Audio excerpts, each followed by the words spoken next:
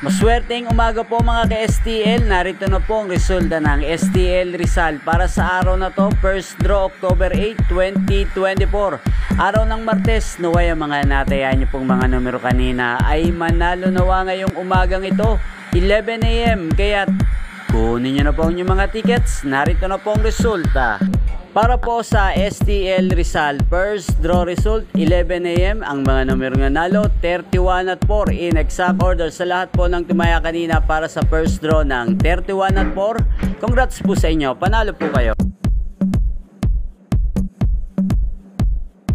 Ang STL Rizal ay napapanood nyo po sa channel na to, Roderick Hernandez TV, araw-araw mula Lunes hanggang Linggo, every 11 AM, 4 PM at 8:45 PM. Maraming salamat po sa panonood nyo sa aking channel. Huwag pong kalimutang mag-subscribe. Thank you for watching.